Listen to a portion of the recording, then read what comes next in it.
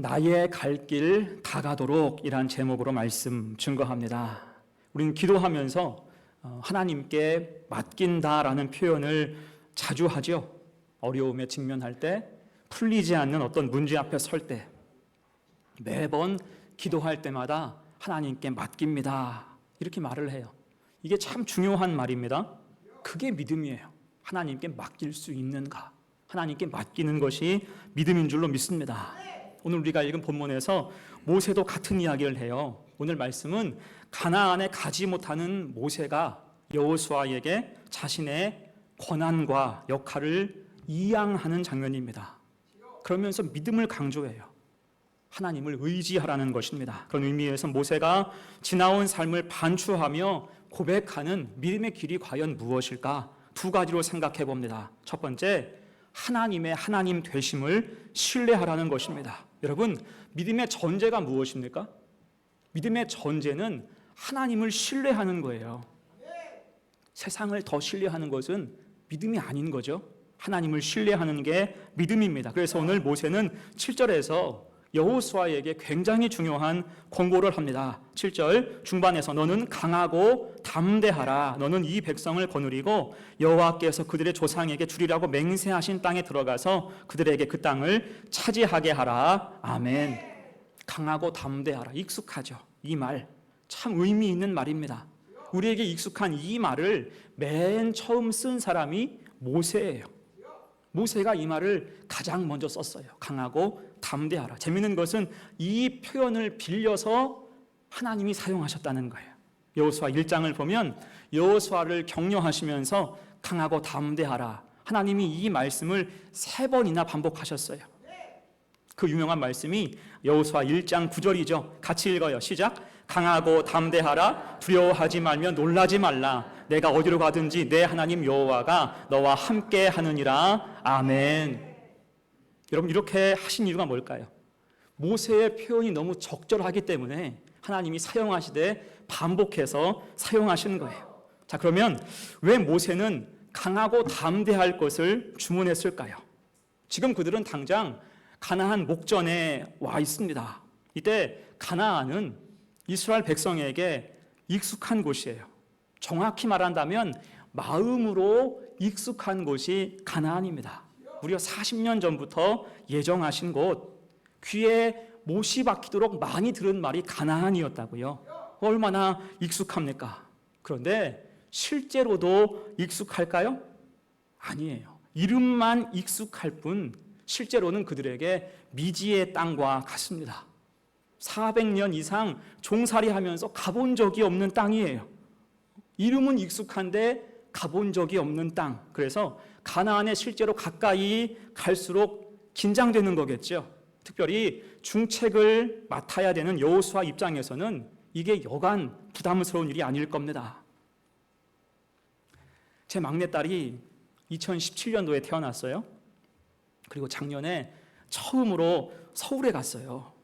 아기 때는 아기여서 못 갔고요. 조금 크니까 코로나가 터져서 못 갔어요. 그러다가 작년에 드디어 서울에 갔지요. 근데 신기한 게 서울에 가기 전에 이미 서울에 대해서는 아이가 매우 익숙해져 있었습니다. 이유가 뭐예요? TV를 켜면 맨날 서울만 나와요. 뉴스를 봐도 날씨를 봐도 서울 이야기가 대부분입니다. 그러니까 서울이 굉장히 익숙하고 요즘 아이들은 사투리도 거의 안 써요. TV를 주로 많이 보기 때문에 서울 말씨를 많이 씁니다. 그러다가 이제 처음으로 서울에 갔는데 역에 도착하고 지하철을 타니까 우리 아이가 긴장하는 거예요. 시골에서만 살다가 서울에 처음 가보니까 생각보다 사람이 너무 많은 거 있죠. 지하철 타보세요. 사람이 어떤 역은 정말 미어지잖아요. 제가 그때 우리 딸을 높이 안고 귀에다가 이렇게 말했어요. 아빠만 믿어. 아빠만 믿어. 이렇게 사람이 많아도 아빠만 붙잡고 따라오면 서울도 별것 아니라는 거예요. 전혀 위험하지 않다는 것입니다. 자, 지금 이스라엘 민족이 그래야 한다는 거예요. 미지의 땅이지만 이 땅은 누가 예비하신 땅? 하나님이 예비하신 땅이에요. 그래서 모세의 조언이 무엇입니까? 강하고 담대하라. 하나님만 믿으라는 거예요. 그리고 그 말 끝에 모세는 하나님의 은혜를 이렇게 고백합니다. 8절이에요. 그리하면 여호와 그가 내 앞에서 가시며 너와 함께 하사 너를 떠나지 아니하시며 버리지 아니하시리니 너는 두려워하지 말라 놀라지 말라. 아멘. 이것이 모세의 자전적인 고백이죠. 하나님이 앞서 가신다, 떠나지 않으신다, 버리지 않으신다. 이것이 모세가 체험한 하나님의 속성이에요. 여러분, 모세가 어떤 인생을 살았습니까? 그의 초반 40년은 공주의 아들이었죠. 아무 걱정 없이 살았습니다. 하지만 한순간에 그 자리가 다 무너졌고 광야로 도망을 치죠. 스스로 반쯤 포기하는 인생을 살 생각이었어요. 하지만 이때 그가 경험한 게 무엇입니까? 붙들어 주신 하나님 은혜예요. 하나님이 그 시간을 견디게 하셨고 훈련시키시고 친히 인도하셔서 출애굽의 사명자가 되게 하셨습니다. 이게 모세가 깨닫는 거죠. 하나님이 나와 함께 하신다, 하나님이 돌보신다, 하나님이 책임지신다. 이것을 깨닫게 되었어요. 자, 비슷한 이야기를 우리가 잘 아는 아브라함에게 한때 가장 큰 고민은 아들이 없는 문제였어요. 그래서 인간적인 방법을 동원해서 이스마엘을 낳았다가 굉장히 오랜 시간 하나님 침묵을 그가 경험하지요. 그 시절이 13년이었다고요. 그리고 오랜 침묵을 깨고 하나님이 하신 첫 마디 말씀이 무엇일까요? 창세기 17장 1절 말씀입니다. 나는 전능한 하나님이라. 너는 내 앞에서 행하여 완전하라. 아멘. 너는 내 앞에서 행하여 완전하라. 이 뜻이 무엇입니까? 믿음으로 살라. 곧 빗나간 아브라함 믿음을 지적하신 것입니다. 그럼 여기서 생각해 볼 때 아브라함의 빗나간 믿음이란 무엇일까요? 그는 스스로 자기 한계를 정한 거예요. 아브라함은 스스로 나에게 시간이 얼마 없다라고 생각을 했습니다. 내 나이 86세, 더 늦으면 생물학적으로 아이를 낳을 가능성이 다 사라질 것 같다 생각하는 거예요. 그래서 서둘러서 아내의 몸종 하가를 취해서 아들을 낳았어요. 하지만 하나님이 이미 세우신 뜻, 주신 약속은 아내 사라를 통해서 아들을 낳는 것이었죠. 이것을 부정한 거예요. 이걸 부정하고 자기 마음대로 밖에 나가서 아들을 낳아온 것입니다. 나도 늙고 아내도 늙었으니 더 이상 기다릴 수 없다. 이것이 그 마음속에 쌓여 있었던 거지요. 자, 이 일에 대한 하나님 평가가 뭐예요? 나는 전능한 하나님이라. 너는 내 앞에서 행하여 완전하라. 그의 믿음의 연약함을 지적하신 것입니다. 이 하나님은 믿음을 일신하는 차원에서 할례를 처음으로 행하게 하셨고요. 아내 사라의 이름도 사라로 변경하셨습니다. 그리고는 드디어 약속하셨던 아들 이삭을 주셨어요. 그때가 아브라함 나이 몇 살? 100살이었어요. 100세. 굉장히 상징적인 숫자입니다. 곧 100세의 아들을 주시면서 아브라함이 생각한 모든 한계, 모든 예상을 깨고 뛰어넘으신 거예요. 무슨 뜻입니까? 사람으로는 못해도 하나님은 하실 수 있다. 하나님이 돌보신다. 하나님이 책임지신다라는 것입니다. 거기서 아브라함은 회개했고요. 크게 깨닫게 됐습니다. 그럴 때 훗날 하나님이 이삭을 제물로 바치라고 하시자 아브라함은 그 앞에서 조금도 지체하지 않았어요. 이 믿음에 대해서 히브리서 11장은 이렇게 평가합니다. 함께 읽어요. 시작. 아브라함은 시험을 받을 때에 믿음으로 이삭을 드렸으니 그는 약속들을 받은 자로되 그 외아들을 드렸느니라. 그에게 이미 말씀하시기를 내 자손이라 칭할 자는 이삭으로 말미암으리라 하셨으니 그가 하나님이 능히 이삭을 죽은 자 가운데서 다시 살리실 줄로 생각한지라. 비유컨대 그를 죽은 자 가운데서 도로 받은 것이니라. 아멘. 어떻습니까? 아브라함은 전적으로 하나님을 신뢰하고 붙잡았어요. 나를 의지하지 않고 하나님을 의지한 거예요. 이것이 강하고 담대한 것입니다. 강하고 담대함은 나를 의지하는 게 아니라 누구를? 하나님을 의지하는 상태라고 할 수가 있어요. 여러분, 이것이 믿는 자의 방식인 줄로 믿습니다. 그래서 성도에게 필요한 자세가 무엇입니까? 하나님의 하나님 되심을 믿으며 그분을 의지해서 강하고 담대해지는 것입니다. 그럴 때 오늘 8절의 고백이 우리의 고백되는 거죠. 8절 같이 읽어요. 시작. 그리하면 여호와 그가 내 앞에서 가시며 너와 함께 하사 너를 떠나지 아니하시며 버리지 아니하시리니 너는 두려워하지 말라 놀라지 말라. 아멘. 여러분, 사실 우리도 생각해 보면 미지의 세계를 살아가요. 물론 이 세상은요, 대단히 익숙해요. 우리의 일상도 어제, 오늘, 내일이 다 비슷해요. 매일 반복하는 일이 많죠. 하지만 그 중간에 갑자기 무슨 일이, 어떤 일이 생길지 우리가 압니까? 되게 익숙한데 또 몰라요. 어떤 일이 돌발적으로 우리 삶 가운데 일어날지 아무도 모릅니다. 이렇듯 우리 삶은 알 듯 모를 듯한 미지의 세계라는 거예요. 그때 여러분, 우리가 누굴 의지해야 돼요?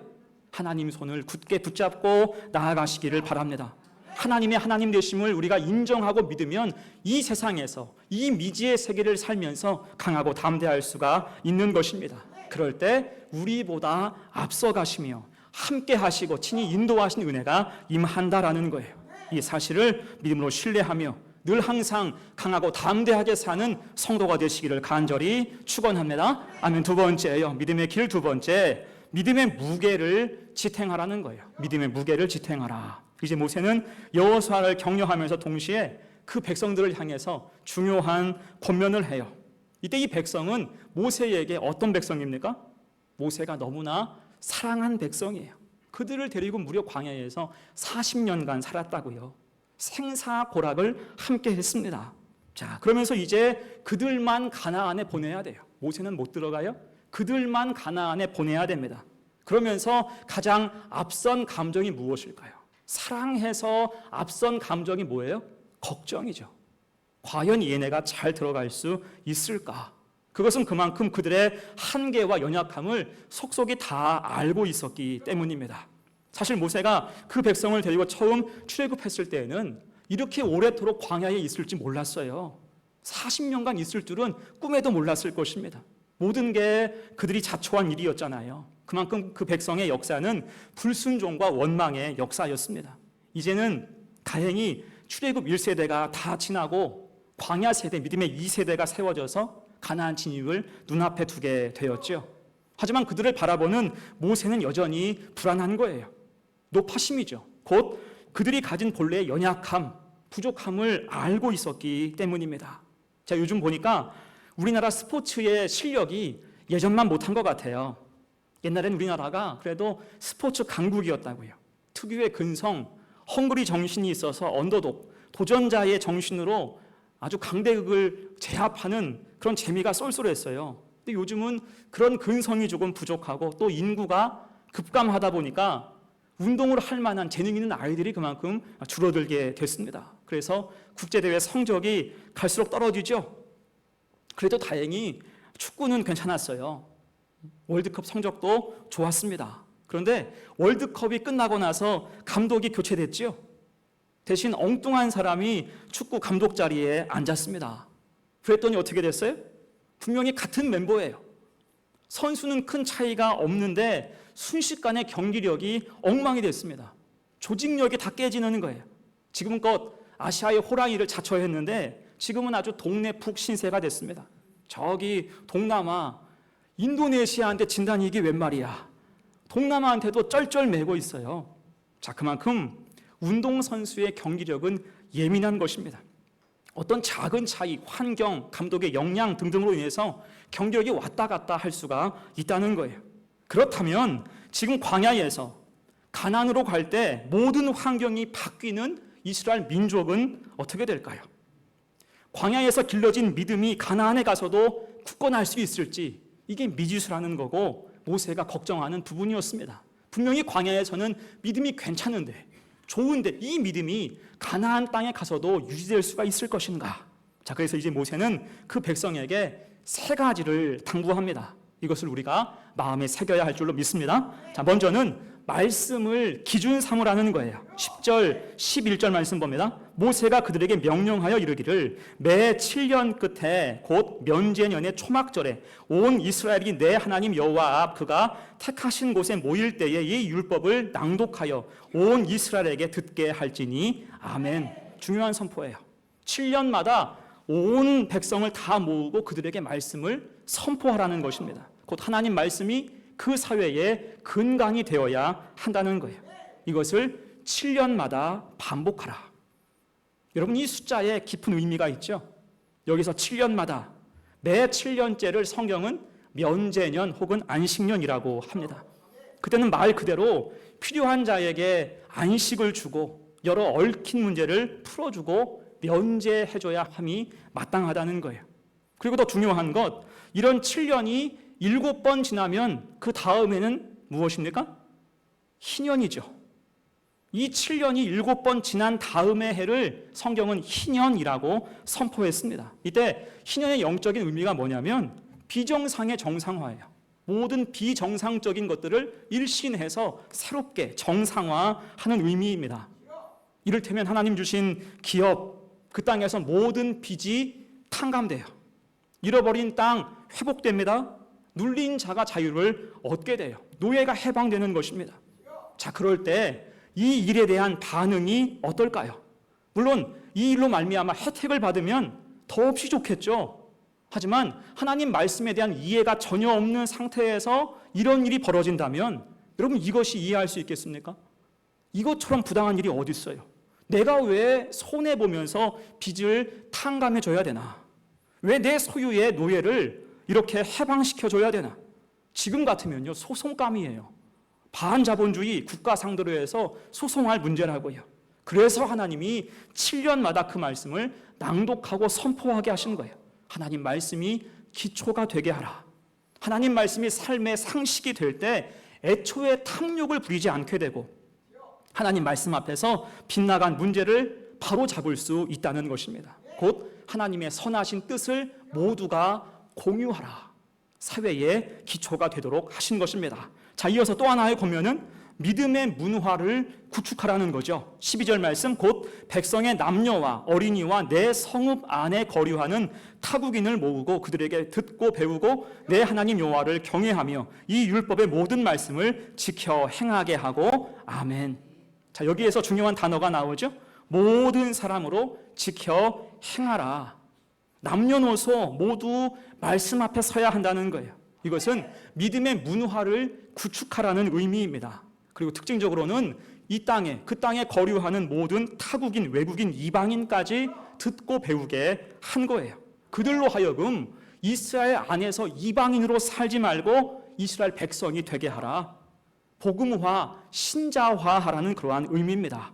여러분, 이 가나안 땅은요, 지리상 열린 땅이에요. 이방인 출입이 많았습니다. 산맥과 강으로 국경이 분리된 그런 땅이 아니었다고요. 그래서 독자 문화라는 것이 있을 수가 없었습니다. 반면에 우리나라는 어때요? 우리나라는 한자 문화권에 속하긴 하지만 독자적인 문화가 있잖아요. 이것은 지리적인 영향이 큰 역할을 했습니다. 삼면이 바다예요. 북쪽은 아주 높은 산, 산맥이 병풍처럼 둘러싸여 있지요. 그러니까 마음 먹지 않고는 넘어오는 것이 쉽지 않다는 거예요. 그렇게 우리끼리 살다 보니까 독자적인 문화가 형성될 수 있었어요. 하지만 가나안 땅은 그런 곳이 아니에요. 공간 자체가 열려 있습니다. 레반트 지역이라고 하죠. 공간 자체가 열려 있고 민족들이 서로 촘촘하게 주변에 몰려 있었어요. 그래서 원하든 원치 않든 인적인 교류가 많았습니다. 이때 문제는 자칫 믿음에 반하는 이방 문화가 쉽게 유입될 수가 있었다는 거예요. 이것이 지금 모세의 근심입니다. 이방 문화가 가나안 땅에 쏟아져 들어올 때 어떻게 대처할 것인가? 이게 모세가 그 해결책으로 제시한 것이 선제적으로 믿음의 문화를 굳건하게 구축하라는 것입니다. 이방인을 포함한 남녀노소 모두 하나님 말씀을 지켜 행하라. 그렇게 믿음의 문화가 굳건할 때 이방 문화는 설 자리가 없게 된다는 것입니다. 해안이죠. 여러분, 예전 우리나라에 일본 대중문화 개방 문제로 시끄러웠던 시절이 있었어요. 지금이야 인터넷, 유튜브가 있으니까 문화 간의 장벽이 거의 사라졌지만 그때는 국가가 철저히 통제했다고요. 그러다가 일본의 끈질긴 요구 또 IMF 시절의 영향으로 일본 대중문화를 개방하게 되었어요. 점차적으로. 그래서 정확히는 1998년부터 6년 동안 일본 문화를 서서히 개방했는데 이 과정에서 반대가 굉장히 거셌어요. 영화, 음악 산업 다 넘어간다. 그 여파로 우리나라 전통 문화는 다 잠식될 것이다. 종속될 것이다. 등등의 걱정이 많았습니다. 하지만 여러분 어떻게 됐어요? 생각보다 큰 영향이 없었어요. 뭐 별다른 일본 문화 열풍도 전혀 없었습니다. 반대로 일본에서는 한류 문화가 오히려 생기게 되었죠. 여러분, 이렇게 된 이유가 무엇일까요? 우리 문화의 생태계가 생각보다 튼튼했다는 거예요. 우리 문화 자체가 독자적인 문화로 튼튼하니까 외부의 것이 들어와도 이게 정착이 안 된다는 것입니다. 우리 문화가 탄탄하니까 일본 문화가 들어와도 잠식되지 않았고 오히려 역수출할 수가 있었다는 거예요. 자, 지금 모세도 같은 말을 하는 것입니다. 이스라엘 믿음이 탄탄해서 하나님 말씀이 그 사회에 상식이 될 때 타국인과 이방인이 오히려 그 앞에 굴복하여 그들이 먼저 복음화가 되고 신자화가 될 것이다. 이방 문화가 자리할 틈이 사라진다는 것입니다. 여러분, 그래서 지금도 우리 삶 가운데 중요한 것이 믿음의 문화를 구축하고 내가 그 속에 있어야 함을 믿습니다. 우리의 삶도, 우리 교회가 그렇게 돼야 돼요.